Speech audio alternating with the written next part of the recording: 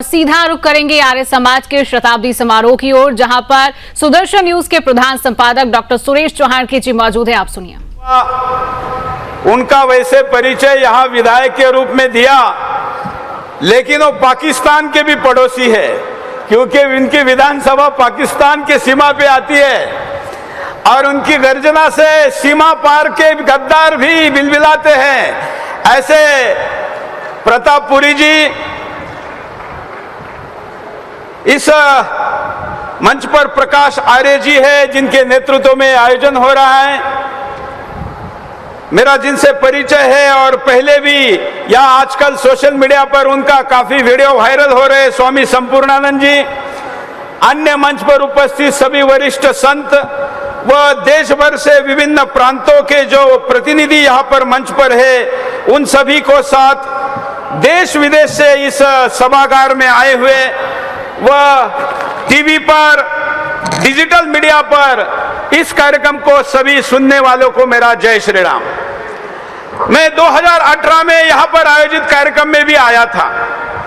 मैं दिल्ली में 2003 में पहली बार आया और अभी सुदर्शन को 23 वर्ष हुए हैं। इन 23 वर्षों में जिहादियों के साथ लड़ने में किसी संगठन के वैचारिक सामर्थ्य का मुझे उपयोग हुआ तो उसमें आर्य समाज एक बड़ा नाम है। मैं ये हर बार कहता हूं। मैं संघ का स्वयंसेवक हूं, वो तो मेरा बेस है ही, लेकिन जब मैं उत्तर में आया तो तर्क के साथ इन अतर्कियों को अगर मुंह बंद करना है तो किनका साथ लेना चाहिए, कौन से पुस्तकें पढ़ने चाहिए, गेस्ट पैनल में कौन से लोग आने चाहिए, इस पर जब हम रिसर्च कर रहे थे तो मुझे आर्य समाज का नाम सबसे आगे मिला।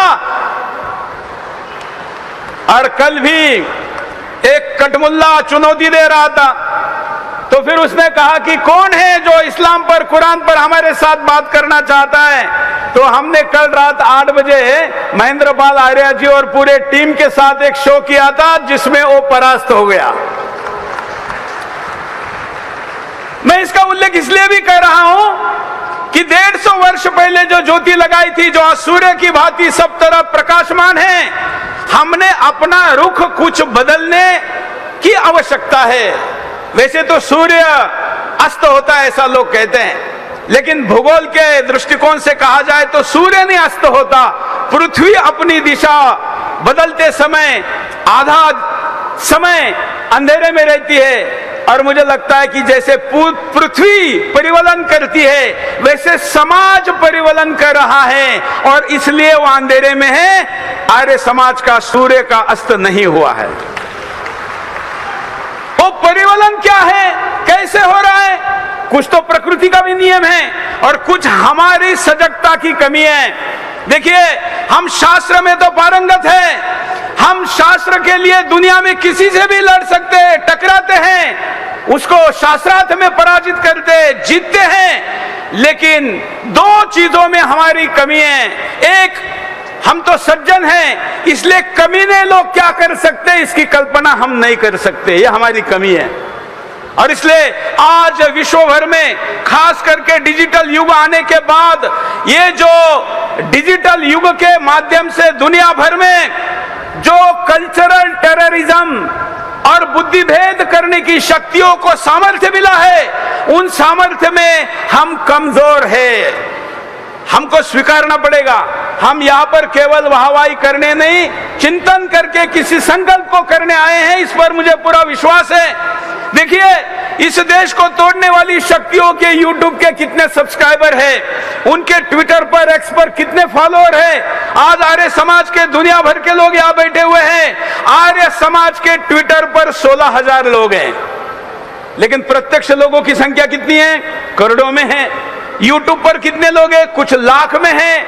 हमें मैदान में या शास्त्रार्थ के मंच पर जितनी ताकत लगानी चाहिए, उतनी ही ताकत डिजिटल मीडिया में भी लगानी चाहिए। ये मेरे आपको आज के मंच से अपील है। आप लोग सहमत है कि नहीं? हाथ उठाकर बताइए, सहमत हैं? हर मैदान में आर्य समाज होना चाहिए। तो फिर केवल शास्त्रार्थ के मैदान में ही क्यों, वहां पर भी होना चाहिए। टीवी की चिंता मत करिए। टीवी के मैदान में सुरेश चौहान के सुदर्शन टीवी आपके साथ है और सब पर भारी है। आज ये कार्यक्रम इतना बड़ा, विद्वान आए हुए हैं, दुनिया भर से आर्य समाज आए हुए हैं। यहां सिर्फ अगर न्यूज चैनल के नाम पर आज कोई उपस्थित है तो सिर्फ सुदर्शन न्यूज है। हम तो रहेंगे ही, आप नहीं बुलाएंगे फिर भी रहेंगे, लेकिन डिजिटल माध्यमों में हमको आगे आना चाहिए। और आज यहाँ कोने कोने पर हमारा QR कोड लगाना चाहिए कि हमारे YouTube पर यहाँ फॉलो करिए, हमको ट्विटर पर यहाँ फॉलो करिए, हमें अन्य जितने भी सोशल मीडिया प्लेटफॉर्म है उन पर फॉलो करिए, क्योंकि वहां जो कुतर्की बैठे हुए हैं उन कुतर्कियों को जवाब देने की क्षमता आर्य समाजियों में है। इस पर मेरा पूरा विश्वास है और इसलिए मैं ये कोई सलाह देने नहीं आया हूं, मैं आपकी मदद मांगने आया हूं कि आज सनातन को आपके शौर्य, आपके पराक्रम, आपकी बुद्धि, आपके तर्क की आवश्यकता है और उस मैदान पर आपकी प्रस्तुति होनी जरूरी है। दूसरा, जहां हम कम हैं, स्वतंत्रता के बाद हमने ऐसा मान लिया कि अब 100 नंबर पर फोन करेंगे तो हमारी सारी सुरक्षा की जिम्मेवारी पुलिस ले लेगी। सीमा की सुरक्षा की तो मुझे ज्यादा चिंता नहीं है, क्योंकि सीमा पर हमारे देश का सैनिक खड़ा है, उसने 1 सेंटीमीटर भी शत्रु को अंदर घुसने नहीं दिया है। हमें सैनिकों पर नाज है। लेकिन मित्रों, पिछले 78 वर्षों में सीमा के अंदर जो पाकिस्तान बढ़ रहा है, उस पाकिस्तान की चिंता अगर इस पंडाल में बैठे हुए लोग नहीं करेंगे तो दूसरों को करने का विचार और समय नहीं है। सबको अपना करियर करना है, अपना पेट भरना है, सबको अपना उद्योग करना है, अपनी राजनीति करनी है। और इसलिए सीमा के उधर के पाकिस्तान से बड़ी चिंता सीमा के अंदर के पाकिस्तान की है और उसे लड़ने के लिए आर्य समाज ने नए तरीके से अपना विकराल और विराट रूप दिखाने की आवश्यकता है। शास्त्र हमारे साथ है ही, लेकिन हम शस्त्रों में ऐसा एक भूमिका बनाई गई कि अगर हम शस्त्र साथ में रखेंगे तो अपराधी हो जाएंगे। लेकिन मैं कहता हूं कि हमारा शस्त्र किसी के ऊपर अन्याय करने के लिए नहीं, अन्याय रोकने के लिए अगर हैं तो हम खलनायक नहीं, हम नायक हैं। मैं तो छत्रपति शिवाजी महाराज जी को फॉलो करने वाला एक सैनिक हूं, छोटा सा। मैं मानता हूं कि छत्रपति शिवाजी महाराज जी ने क्या किया।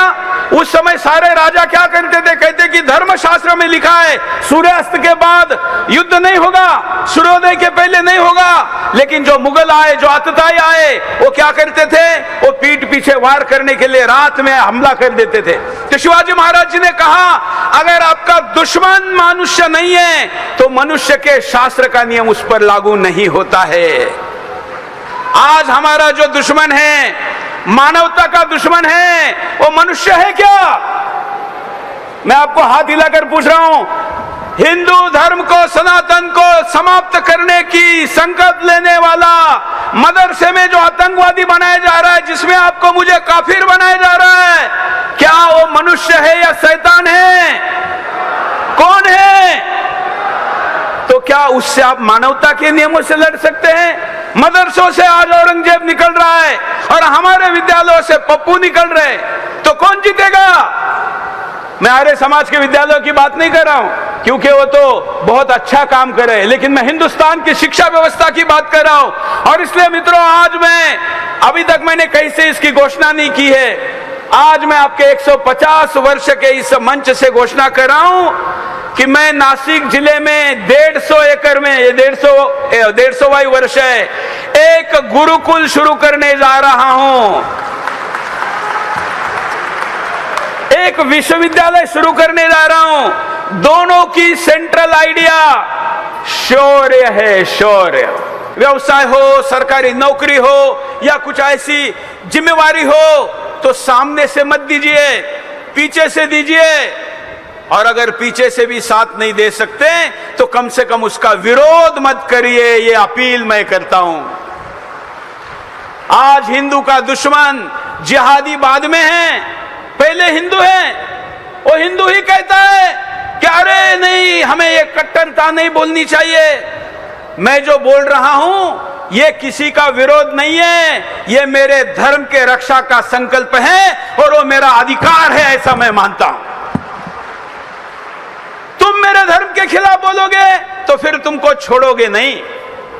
मैं अपने आर्य समाज के चिंतन से मैंने कुछ ऐसी बातें अपने चैनल पर लागू की, जिसमें से कई बातों को तो लोग सुनने से भी डरते, मंच पे बोलने नहीं देते। उसमें से एक बात यह है कि सुदर्शन चैनल पर अल्लाहू अकबर बोलने को प्रतिबंध है।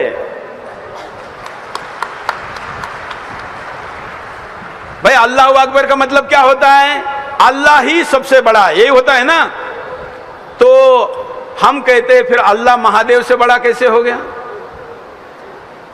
अब जब आप ऐसा बोलते हैं तो सामने वाले का मुंह बंद हो जाता है और उसको पता है कि यहां तो सुदर्शन को नियंत्रित करने की शक्ति उनके पास नहीं है। आज हमें हर व्यक्ति को ऐसे मुद्दों को उठाना चाहिए जिन मुद्दों के उत्तर उनके पास नहीं है। दुर्भाग्य से राजनीतिक क्षेत्र के लोग विवादों से बचना चाहते हैं, लेकिन हमें तो राजनीति करनी नहीं है, हमें तो धर्म रक्षा का काम करना है। तो हमने विवाद, हमारे तो हम मराठी में कहते हैं, कुछ महाराष्ट्र के लोग भी आए हुए हैं, विवाद पांचवीला पूजलेला है। मतलब आपका पांचवा दिन जिस दिन होता है उसी दिन आपकी विवाद की पूजा हुई है। और ध्यान रखना, आजकल निर्विवाद कोई नहीं हो सकता। निर्विवाद होने के चक्कर में अपने सिद्धांतों को छोड़ने का पाप हमने नहीं करना है। हमें ईश्वर प्रदत्त वेदों ने बताया हुआ है कि यह सर्वश्रेष्ठ है और ये वेद हर घर में जाना हमारा कर्तव्य है। लेकिन आज एआई का युग है। आज मैं नोएडा से यहां आने तक कुछ बीच में रिसर्च कर रहा था, तो मैंने देखा कि वेद बताने का काम आर्टिफिशियल इंटेलिजेंस में चैट जीपीटी पे, जेमिनी पे, कोपायलट पर हमारी संस्थाएं नहीं कर रही है। वो कौन कर रही है? अमेरिकी संस्थाएं कर रही है। तो कल आर्य समाजी वेदों का असली अर्थ जो बताते हैं उसका नैरेटिव चेंज हो सकता है और वहां पर अमेरिकन कंपनियों ने जो व्याख्या वेदों की गई है उसकी व्याख्या बताई जा सकती है। आज मैं वेदों के क्योंकि मुझे पता था इस मंच पर जाकर वेदों की बात करनी है, और इसलिए आर्टिफिशियल इंटेलिजेंस के युग में भी जैसे मैंने डिजिटल की बात की, डिजिटल सोशल मीडिया में हमारा रिप्रेजेंस होना चाहिए, वैसे एआई में भी हमें एक विंग बनानी चाहिए। माननीय अध्यक्ष जी और विनय जी तो हमारे बहुत अच्छे मित्र है। विनय जी, मैं आपको अपील करता हूं कि एआई में वेदों की सही जानकारी देने के लिए एक टीम की घोषणा ये मंच समाप्त होने के पहले होनी चाहिए। उसमें जो भी तकनीकी सपोर्ट चाहिए होगा, सुदर्शन आपके साथ रहेगा, ये मेरा वचन है। आपने मुझे बुलाया, मैंने अपनी बिंदास बात कहने के मंच बहुत कम होते, वो कही किसी को बुरी लगी होगी तो भी वापस नहीं लूंगा, क्योंकि सुनाने के लिए बोला हूं। जय श्री राम। बंधुओं, आदरणीय सुरेश जी का बहुत बहुत धन्यवाद। और हमने नहीं बुलाया भैया, ध्यान देना, कार्यक्रम ही आपका है तो हम बुलाएंगे क्यों आपको?